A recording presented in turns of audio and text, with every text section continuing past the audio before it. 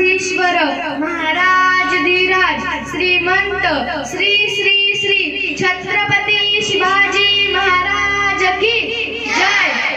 सन्माननीय उपस्थित मान्यवर, आदरणीय शिक्षक आणि माझ्या सर्व शिवभक्त बांधवांनो, आज आपण इथे हिंदवी स्वराज्याचे संस्थापक, पराक्रमी योद्धा आणि लोककलांचे राजा छत्रपती शिवाजी महाराज यांच्या जयंतीच्या पवित्र प्रसंगी आपण एकत्र आलो आहोत। हा एक साधा उत्सव नाही, तर हा दिवस आहे आपल्या संस्कृतीचा अभिमान, इतिहासाचा सन्मान आणि स्वाभिमानाच्या ज्योतीला उजाळा देणारा दिवस।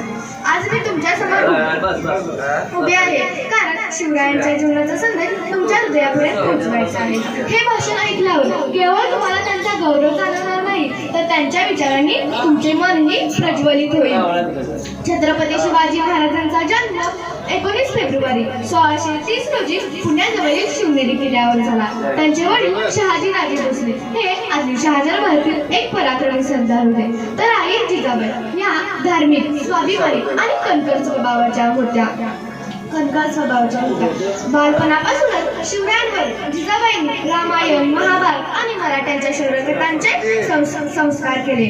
आईच्या गोष्टींनी आणि शिक्षक दादाजी भोसले यांच्या शिक्षणातून त्यांच्यात पराक्रम आणि नेतृत्व गुण निर्माण झाले। लहान वयातच मवाळ्यांचे संघटन करत शिवरायांनी स्वतःचे वेगळेच अस्तित्व निर्माण केले। म्हणूनच मला म्हणावेसे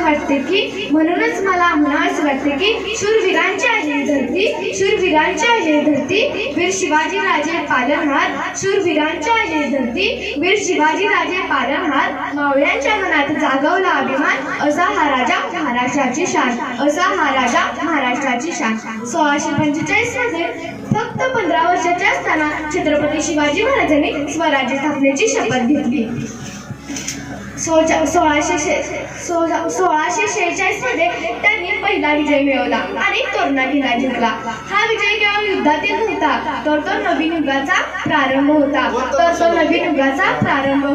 धन्यवाद।